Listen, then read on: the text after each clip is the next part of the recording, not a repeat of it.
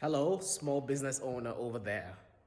It is nice to be doing this episode where I will be concluding the beginning of my series that started in December 2023, looking into leadership as a business owner. I've been under the tutelage of a renowned professor of leadership known as Professor Ronald Heifetz, who innovated the concept of adaptive leadership. And in the first part of the class, which I took last year with Professor Chipungu, you can refer to the episode on our channel here. We sort of reviewed what its adaptive leadership represents and looking at the entire stakeholder and faction mapping of an organization. I'm happy to say that now I got the chance to learn directly under the author and the innovator of this adaptive leadership concept. And specifically, the new ideas that we explored were related to leading from the inside out so as to unlock freedom to lead. You know, as business owners, we have specific ways in which we respond to problems. You know, maybe if you see a problem that shows up on your front door, like the tax collectors sending a bill to you saying that you're way past your tax, we have a specific way in which all of us in various ways respond to those sort of challenges and crises as they show up. Some people fight, some people plead, some people run away. And all of this is an encoded way of behaving. Why is it that in specific ways in which we're expected to lead and to bring about change in our organization, once that issue shows up, why do we respond in specific ways? So in my own example, typically when I face an issue or a crisis, I like to tackle that issue head on, you know, and in exploring why, what's the sort of what I call the line of code, what's it in the back of my mind that is making me respond to dealing with issues directly and head on. You know, so that's what we really explored with Professor Ron Heifetz in this last couple of days. And at the heart of it, when you begin to uncover why we respond to issues, the way we do respond, it helps us figure out new ways of responding, you know, so that we're not necessarily defaulting to the method that we've known the best from our childhood or from a couple of years past. Now we have new ways in which to think about how to respond to issues as they come up. And that exploratory process really begins with the process of self. You know, the argument is that when kids are born, a baby is born, the baby is born as an empty slate. He doesn't know if he's a boy, he doesn't know if he's a girl, he doesn't know if he's white, he doesn't know if he's black, he doesn't know if he's an employee or a business owner. It's essentially a blank slate. And that self is what is referred to here in this diagram, what you see here as a circle. That is the self, it's the vessel. And that vessel has the capacity to be curious, to explore, to ask questions. So that's why when you have young kids, they're always asking you questions. They're always testing and trying out new things. They're taking bottles off the table, they're throwing it down, they're observing.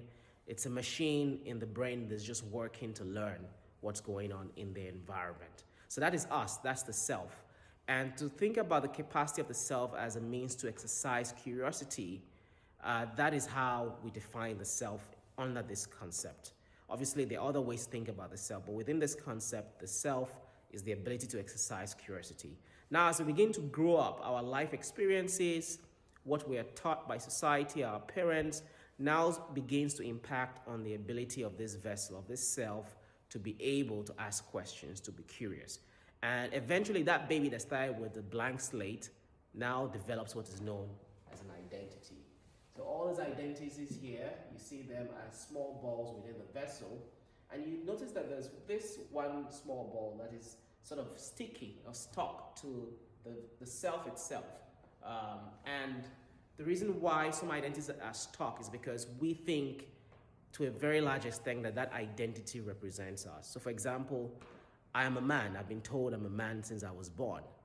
That identity is sticky. So when people talk about men, maybe in negative ways, I get maybe annoyed, you know, and that's because I see myself as a man, and the male identity is integral to my sense of self. But in reality, I am not all that represents all of this identity. I am myself, and I have these various identities. I have the identity of a man, I have the identity of an entrepreneur, I have an identity of a mentor and a business teacher.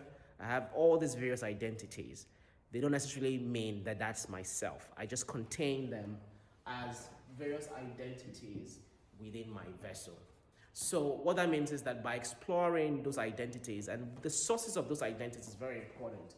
So for example, what are the voices and the loyalties that make me want to continue to adhere to a specific identity and to stick to the identity, whatever the cost might be. It could be that my parents and society expect me to show up as a man, and so I do that. It could be that I have a mentor in a professional setting that said, you're an entrepreneur and this is how entrepreneurs do. They tackle problems head on, and I decide, okay, I'm gonna do that. So in the course itself, we began to explore what are those voices in our minds from the professional setting, the social setting, and the ancestral setting, and what do those voices tell us about what these various identities and the lines of code or the ways in which we're meant to show up bearing those identities in the world. We explored that in the course, and really at the heart of it, at the end of the day, is really realizing that we can actually change. If you're a sort of business owner that when it comes to issues with your staff members, you scream at them, you shout at them, you insult them, you need to question, what is the line of code? What is the way of behaving in your mind that tells you to do that?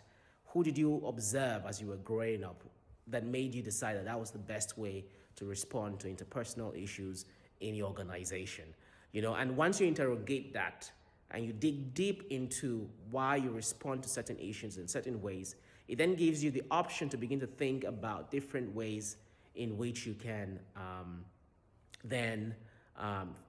respond to issues, not just doing it in the same way all the time, and that's the beauty of this concept.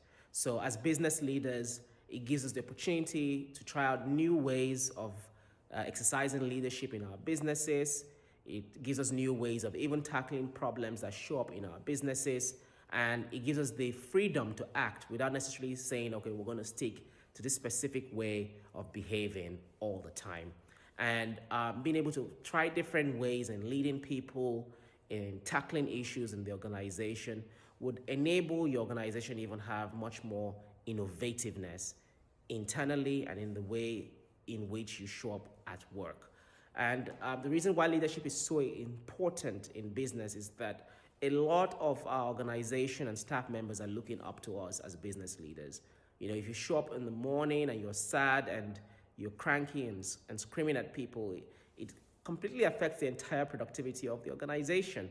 So this is why we look at the impact of leadership amongst small business owners, and we focus a very big part of our discussions on helping small business owners be better leaders. Because if you're a better leader, you can get your people to do better and you can grow your organization. Let me know what your thoughts are about this concept. Is it helpful to you? In what ways are you now rethinking about how you respond to issues at work? Are you going to be exercising more freedoms in terms of how you go about solving problems at work? Let me know. Thank you.